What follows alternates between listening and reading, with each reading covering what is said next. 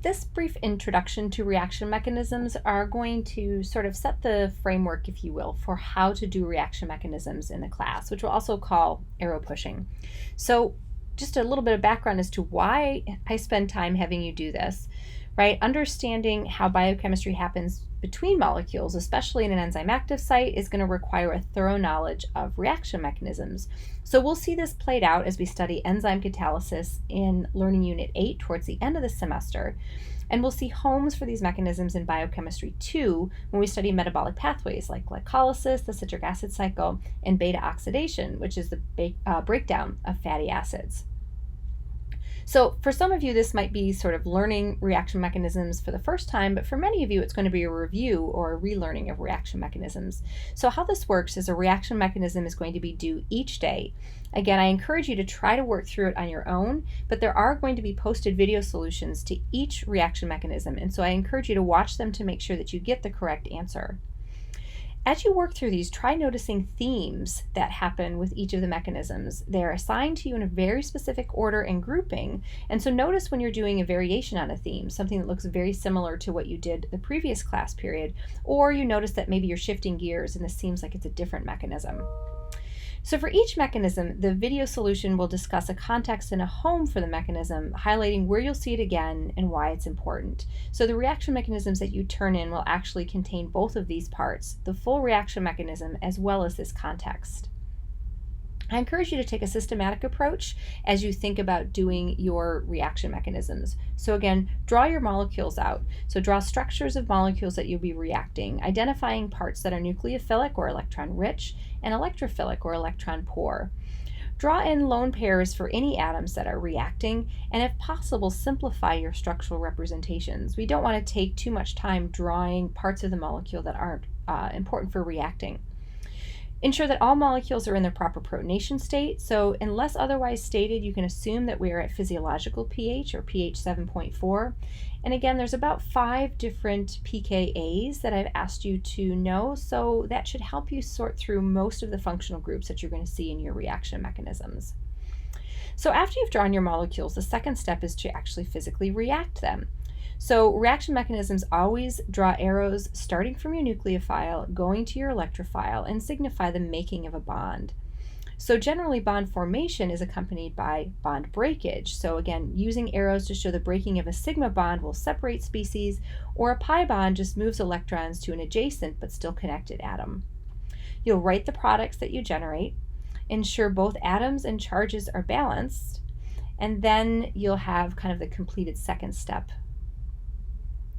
So again, continuing to repeat this second step, reacting your molecules until you move towards the desired product. And generally, I will provide for you what that final product is, so it's not something that you're going to have to kind of sort out. Biochemical reaction mechanisms frequently require protonation or deprotonation steps. So again, in the past, you may have used just a single arrow and said PT for proton transfer. We need to actually draw out all those steps because those are kind of the meat and potatoes of how enzymes perform their chemistry. It's often these protonation and deprotonation steps in the enzyme active site. And these are generally facilitated by solvent. So again, we will study this later as we get to enzyme catalysis, but just to kind of highlight, our solvent more often than not in biological systems is going to be water. And so in this case, we can either have H3O plus in water if we're in more of an acidic environment, or if we're in more of a basic environment, we might see hydroxide in water. But the general theme is that you're going to pick one of these systems and stick with it. That is, we're not going to really see hydroxide and hydronium as solvent participating in the chemistry because the likelihood of having both of those present at high concentration or enough to facilitate chemistry is just not reasonable. So again, continuing to react your molecules, I encourage you to keep your steps separate early on, especially as you're working through getting proficient at this, to ensure clarity in your mechanism. As we go through this, we'll continue to think about steps that we can combine to kind of shorten a mechanism, but I encourage you to keep things a little bit more separate as you're learning before you understand which you can effectively sort of combine. So kind of a few comments based on what I've seen over the years with students, just to kind of provide you some some guidance for what to think about. So when you draw arrows always show the movement of electrons as chemistry is proceeding. So arrows thus show the making and the breaking of bonds that allow chemistry. So arrows should never show the movement of atoms. You can actually have the movement of atoms as a consequence of electron movement, but arrows always begin at electrons and show their movement. So again, arrows always start at electron-rich atoms, so again, start at those electrons of electron-rich atoms and move towards electron-poor atoms. You'll never have atoms start or end in space, and arrows rarely operate intramolecularly. The only time you're going to have this happen is if your nucleophile or your nucleophilic and electrophilic atoms are close enough that they actually make a 5 or a 6-membered ring. And much of biological chemistry is going to involve protonation and deprotonation steps, which are generally facilitated by solvents. So we're going to be seeing these intermolecular reactions. You want to make sure that you watch your charges. Molecules tend to be anionic and negatively charged, neutral or without charge, or cationic, positively charged. When you write your reaction mechanisms, again, the pH of your environment, which, as I mentioned before, is going to generally be physiological pH, is going to dictate your charge possibilities. In a basic environment, you're generally going to have anionic and neutral species in solution, meaning you're going to see hydroxide and water for your protonation and deprotonation steps. If you're in more of an acidic environment, you're generally only going to have cationic and neutral species in solution, meaning you use hydronium and water for protonation and deprotonation. Neutral environments and physiological pH is slightly basic, but pretty much a neutral environment. Means you could, in theory, have all three, but when you write your reaction mechanism, try to choose and stick with either an acidic or a basic environment. I wanted to make sure to highlight in this introductory video kind of some common mistakes that students make, so just make sure that you aren't doing these things. Again, having both cationic and anionic species, because a solution can't be simultaneously acidic and basic, it's unlikely to have a huge range of cationic and anionic species. Not to say that it doesn't happen, but try to think about pKa and pH sort of protonation state questions to determine what is going to be the charge on a species. Another common mistake is that students don't balance their charge in atoms. They lose atoms or charges as they move between steps of a mechanism. So make sure draw in all relevant electrons, which are bonds and lone pairs, and that'll help you balance your charges.